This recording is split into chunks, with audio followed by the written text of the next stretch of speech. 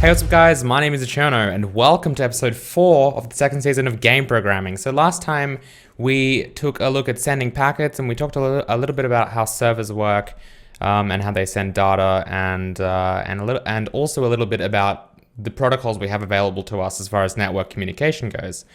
Primarily TCP and UDP, of course. So if you missed that video, there'll be an annotation on my face or on the screen that will take you back to episode 3, because you're going to want to watch that first before we get to this. But today we're going to talk about listening and receiving data. Because receiving data is arguably a little bit more complicated than sending data, because again, with UDP, sending data is as simple as just saying, I'm going to package my data into like a byte array and then just send it to a specified address and port, right? Which is exactly what we've done here in this send method, right? We've got this data that we're sending all of it, and of course it's going to a specific address and a port. That's it. We just hit up socket.send. If the socket is open and if everything is working correctly, that will be sent, okay? As far as the delivery goes, of course, we have no guarantee that it actually gets to its destination. We have no guarantee that it hasn't changed or that it will get there in order, and there's just no guarantees really at all. And there's no way for us right now from here to see if it was delivered successfully, right? Don't think that we'll get some kind of IO exception if it doesn't reach its destination. No, that's just for actually sending it. We're not going to receive any kind of error messages if the receiving party doesn't receive it, because again, we don't know if they receive it or not. We of course could get the client or whoever we're sending this to transmit some kind of packet back to us that actually says, hey, I received data. And then that, of course, will be a little bit trending more towards TCP and kind of a more, I guess, like a safer protocol. But we will be developing like our own little protocol here along with this series that will kind of cover all of our needs without having too much extra kind of weight to it, such as what TCP would have. Okay, anyway, so listening, right? We have this listen method, and by listening, of course, I'm just referring to the act of just waiting, really. Listening is like what listening refers to in this context is just waiting until we actually get something, right? So listening, we listen until we receive something, and of course, that's why we have this loop here. Now, actually receiving something is also quite easy in terms of API wise, right? Like datagram socket, if we take a look at what this socket gives us, and remember, a packet is just like, it's like our mail, right? It's like a letter or something, or a parcel. However, our socket, our datagram socket, is like our mailbox. So of course, if we want to receive something, or if we want to check to receive mail, right? Then our mailbox is what we need to go through. And of course, we use the mailbox here to actually send mail, because this is like, in my awesome analogy, this is like us going to the mailbox and putting a letter or a parcel into there. And here, we also need to do kind of the opposite, where we go there and we check to see if there's anything there. Okay? So if we take a look at datagram socket, at the datagram socket class, and we see what we have here, we have a few methods. I might just look at the Eclipse outline here. I mean, if we maximize this, we can probably see all the methods at once here. And of course, we have our send method. It's actually probably not even in this class. Yeah, unfortunately, this isn't going to show us all the methods that are in like everything. But let's see what we have here. Okay, yeah. So we have send, which we have used. And of course, right next to it, we also have receive. So the receive method will receive a datagram packet from the socket. When this method returns, the datagram packet's buffer is filled with the data received. Okay, cool. So this basically tells us that we get a datagram packet. There it is. Like I said, we'll have to feed in a datagram packet. And what will happen here is this datagram packet will be filled with all of our information. So you can see we will actually receive the information. It does some like security checking first that, just verifies everything's in order. And then it will eventually call the receive method on whatever implementation, I guess, of the diagram socket we're using, which could be any number of classes, I guess.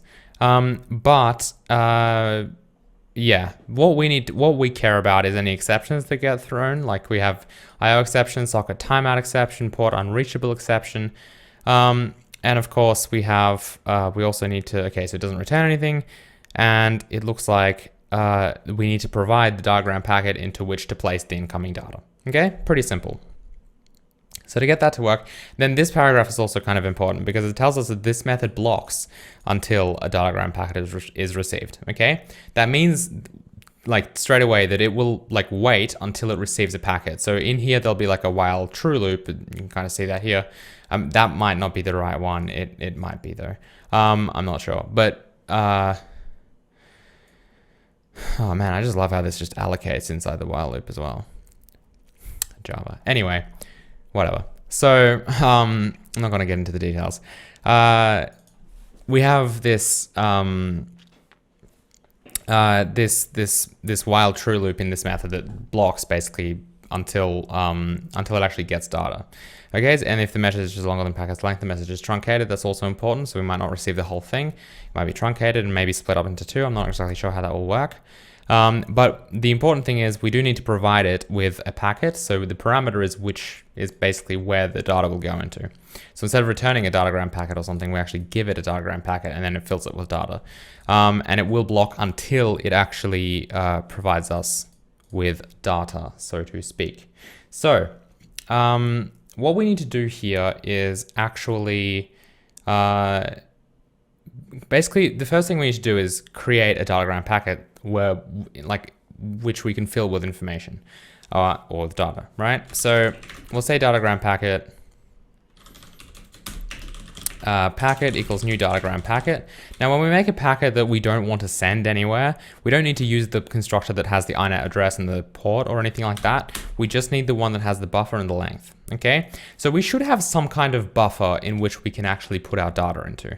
Now, what we could do, right, if we were kind of just doing this in a simple way, is we could simply kind of create our data, right? We might have like some kind of packet size that we provide this with. So we might have like some default, you know, like max packet size, or I don't know, we might have something like a constant up here where we have a private final and, you know, max packet size, maybe 1024 bytes, right? So 1 kilobyte is our maximum packet size, for example. Doesn't have to be that. And then of course we can just do something like that. Okay, now that's a little bit wasteful. We don't necessarily want to do that. The reason is that every time we receive a datagram packet, or anytime we receive some kind of data, which again, when our server starts running, will be like every like millisecond probably, if not more than that, right? I mean, we're going to be receiving data all the time. I mean, if you take a look at maybe like a client sending 10 to 20 updates per second, and we have like, you know, 100 clients or something all connected at once, then at peak performance, I guess, we might be receiving somewhere in the realm of like 2,000 or so packets per second, right? Which is a lot. And so we don't want to be, and so every time that happens, we will be allocating and creating a new byte array, right? So the server is going to be constantly allocating, deallocating memory. Now, if Java is at all smart, and I don't know that it is, right? I mean, I have no experience really kind of going down and seeing what, like I've never looked at Java's bytecode or whatever it actually produces. And I don't even know if there's an easy way to do that without actually like examining maybe the class files, or not even the class files, but just, I don't know, maybe there's a compiler option to output like the equivalent of assembly from what Java's bytecode will actually become, to take a look at what it will do. But I mean, you know, if Java was smart, of course, it would see that we're allocating this byte data and deallocating it. Like, I mean, it's not getting deallocated here because we're not really deleting it, but ideally, like, it would only be used in this scope. And maybe like Java's compiler could do an optimization where it reuses this data. So it allocates it. And of course it sees that we only use it for this scope. And thus maybe it can optimize that and then say that, okay, I'm only going to allocate this basically once, and then I'm going to reuse that same block of memory every time. It could do that. I mean, C++ will actually perform that optimization for you. But I don't know if Java will. So this is a simple way to do it. It's going to look good, like it makes sense. However, we're going to go a little bit further and we're just going to put this out here. In fact, I'm going to go further again and say we're going to make a private final static. It doesn't have to be static, but a private final, it doesn't have to be final either. Just a private byte, and I'll call this something like received data buffer, and we'll do something like, I don't know, max packet size times 10, right? So that maybe we can use this 10 times or something like that. And we'll see kind of how that comes into play. But the idea is that we allocate this once, right, for each server object essentially, and then we can continually reuse that buffer, right? So we can have something like receive data buffer, and then the length can be, you know, max packet size. Okay, so you can see that we're not using the whole thing right now. We're only using the first block of the 10, in this case 10 kilobytes that we have in this buffer. But what we're essentially doing is we're going to be filling that first kind of 10% of it with this packet, up to 10% of it with this packet, right? And we're certainly not doing any kind of dynamic allocation over and over again inside this loop anymore. So that's good. We're reusing that memory that we've already pre-allocated. So that's already better than what we had before. So what we'll do finally is, now that we have a packet, we can actually receive data. So we'll say socket.receive packet. Now this will of course throw a bunch of exceptions. We could handle absolutely all of them. I mean, we know that it throws more than IO exception. That's another thing. That's why reading the documentation is a good idea. You know, if we look at Eclipse's options for this, I mean, it only actually offers to handle an IO exception for us. I mean, other IDEs like IntelliJ or something might do something differently. But in this case, you can see we only get IO exception. However, we know from reading the docs that this actually throws one of 4 exceptions, okay? So if we wanted to be a bit more particular about how we handle things and a bit more, I guess, safe, then we might, you know, want to additionally be like, oh, okay, you know, I want to also monitor a socket timeout exception, right? So we might also want to catch, you know, a socket timeout exception or something like this, okay? And then we could, I don't know, print the stack trace. We probably have to actually switch these. Yeah, like we could do something like that, okay? And in this case, we're handling both exceptions. I don't really care about that. We'll just catch an IO exception. I'm pretty sure, well, the only reason that works as well is because something like a socket, you can see that a socket timeout exception extends an interrupted IO exception, which extends an IO exception. So a socket timeout exception is an IO exception, which is why kind of if we handle this, it is going to catch all of them. It's just that we, you know, you can see here, we don't really know. We could do something like E instance of socket timeout exception, and that would work, but we don't want to do that. Of course, we could just handle the other exception that we get. All right, cool. So that's the idea of how that's going to work. It's pretty simple. That's really all we kind of need to do as far as that goes. If we do receive the data at this point, we now have a packet that we can play around with in terms of like, we now have a packet that contains all of our data that we've received, okay? As long as it's below max packet size. And we'll talk about handling larger packets when we get there. But we have this socket receive thing, which of course, if that will block, right? That will continually, what will happen with this while loop, right? That's why we started it on a different thread, by the way, because socket.receive, as the documentation says, will block, meaning that this will actually, like this thread will be basically paused on this line, not really paused because of course internally there is a while true loop that is running inside this method. But you know, if we just look at this class, it'll be basically paused on here until it actually receives data. As soon as it receives data, provided it didn't throw an exception, we will end up over here. So that's where our process function comes in. We're going to process the packet that we just received. Now, the packet that we receive and like the way that we decide to process it, of course, we'll be primarily using our serialization format. So, you know, some things we could do, for example, would be, I don't even remember how this is laid out really. It's been a while since I looked at this. Database, I guess, is what I want. Yeah, you can see we have a header of RCTV. So something that might be nice to look at is something like, we might want to assert, for example, this would be if we're using, if RCDB. So we might even want to check to see if it is an RCDB packet. And the way we can do that, actually, I was going to do an assert, but actually now that we have these two options, what we might want to do is something as simple as if new string, now the byte will be packet.getData. Okay, I'm actually going to do that. I assume we can specify length. Yes, we can. So offset 0, length 4. So we get the first 4 characters out of there.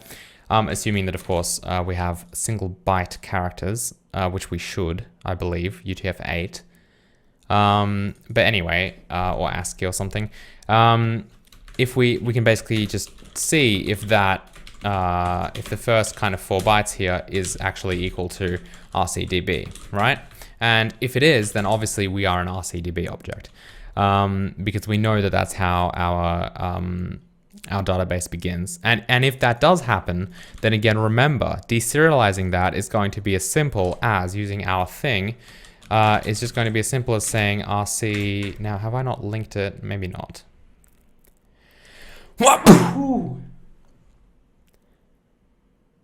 Okay. No? All right.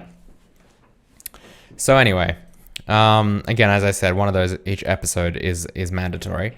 We'll have we'll make sure that Rain Server actually does we'll go to the build path. So right click properties and then go to the build path, and then we'll under the projects tab, we'll just make sure that Rain Cloud Serialization is actually selected as a required project for the build path. And that'll make sure, of course, that we can use stuff like RC database. So if we do RC database.deserialize, we can, of course, and of course, this is like, okay, we can, of course, just do that, right? And then suddenly what we have is a database. Yeah? And that's as simple as that is, really.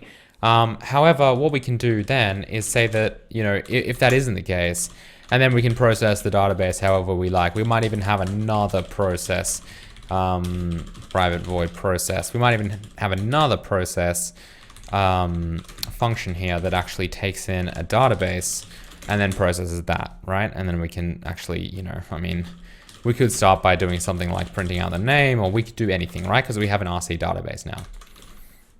Okay, Rain Cloud database. So that's one thing we could do. Of course, I checked to see if we have this header like this. You don't have to make a new string or anything to check that. There are a billion ways you could check that. I could have also equally written something like, if, you know, I don't even know how to do like a mem compare in Java. It's probably system dot. I just don't even know, man. I mean, like, mem copy is like array copy, but like, I just don't even know how to compare to. Anyway, you could just compare the bytes, is what I'm saying. I can't believe, like, I'm really quite terrible at Java.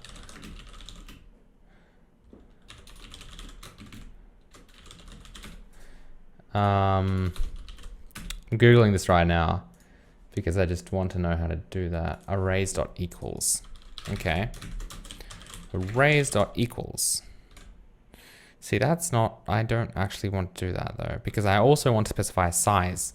So if there was an arrays.equals overload, what you could do is something like data, you know, new byte, RCDB, and then just do something like, so that, and then like specify a length of 4 bytes, okay? And then of course, if you did something like that, then that would be kind of your comparison as well. And of course, instead of allocating this here or whatever, you could do that externally and just have that like as a static piece of memory to compare against. And that would be fine as well, right? I've just written it this particular way for no apparent reason. But we are, of course, just creating a string out of the first 4 characters of, we're creating a string out of the first 4 bytes of the packet that we receive. Okay, cool. So that being said, and I might implement this a little bit differently later on, but that is the way that we can do that. And then of course, if it's not, if it doesn't equal RCTB, it means it's not a database. So in this case, you know, I mean, we ideally do want to be sending RCTVs. However, we don't need to do that for stuff like maybe the establishing connection. I mean, you could, however, you might want to do something like not do that, right? So in that case, you could do something like, if you like, we could have our own like a little micro format that we use just for, establishing a connection or sending timeout packets or, pings and stuff like that, right? So we could just do something like, for example, if our packet was laid out so that the first byte was like the type, the second byte was like the message or something like that, then we could of course just do something like if data or, switch data 0. Right, so we're checking the first byte of the packet, and then we could do something like, oh, okay, well, if it's 1, then it's a, it's a connection packet, so we'll handle the connection, right? And we can just do something as simple as that, just to, verify kind of what type it is, and then act appropriately. So, that might be a connection packet or something.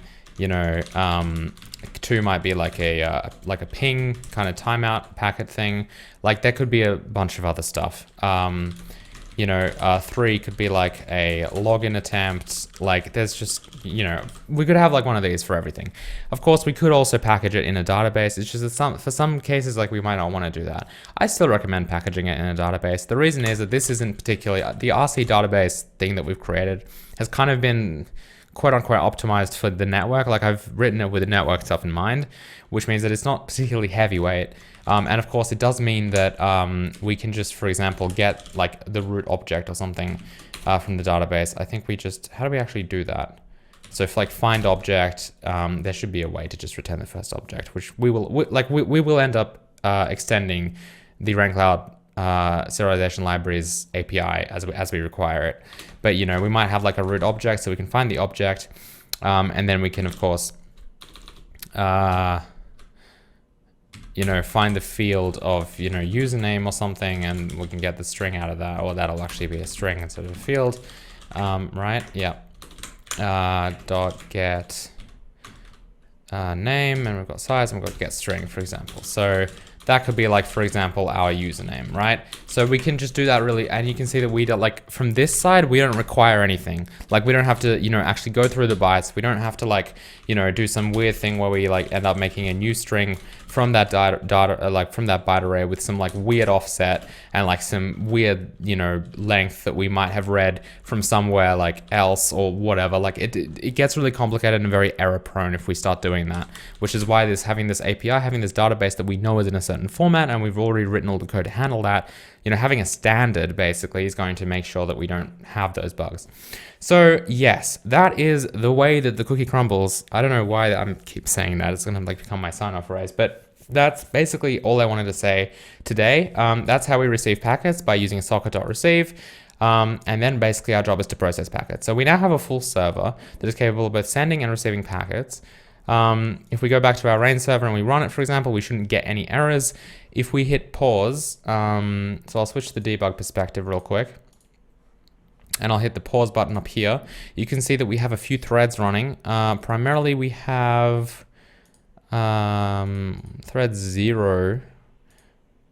Okay, so we didn't name our thread. Let's name our thread.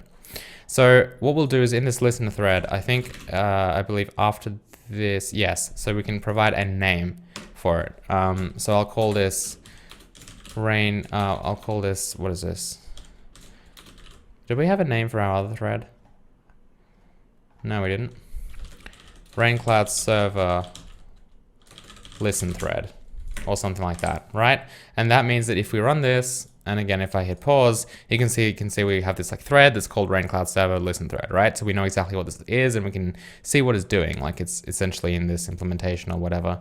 It's actually, I don't know why it doesn't jump to line not available. Okay, whatever. But you can see that it's coming from our server.listen thing and is being blocked on that socket.receive thing until it actually receives something. So yeah, so we can see how that's running, and everything is basically set up, and it's just listening for some data. So next time, we're going to actually switch over to the client side to Rain in episode 5, and we're going to basically write some code that is capable of sending. So we have a server, and we're going to create a client, and a client's going to be much like a server, as you'll see, with a few kind of features missing. Essentially, like it's still going to have a listen and a send method. It's just not going to have, you know, the way that it sets up the sockets and stuff is going to be a little bit different. Although since this is UDP, it will still kind of be the same almost. Like in terms of communication, you know, a client and a server doesn't really differ too much in terms of the API that it uses, because, you know, both a client and a server still needs to send and receive data.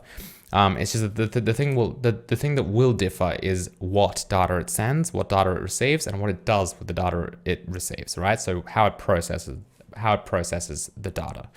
Okay, cool. Well, that's the end of this video. Hope you guys enjoyed it.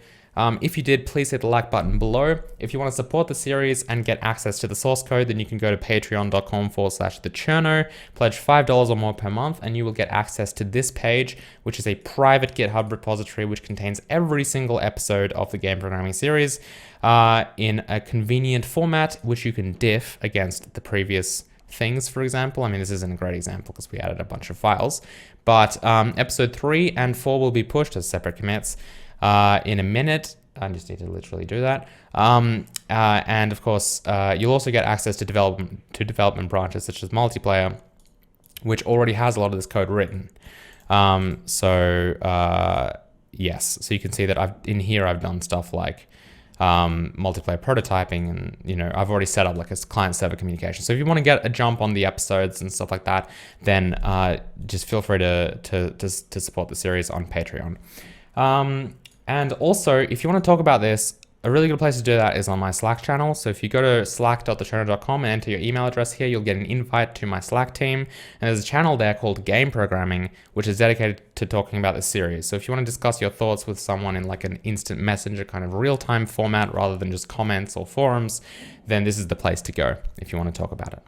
All right, cool. Well, anyway, I'll see you guys next week.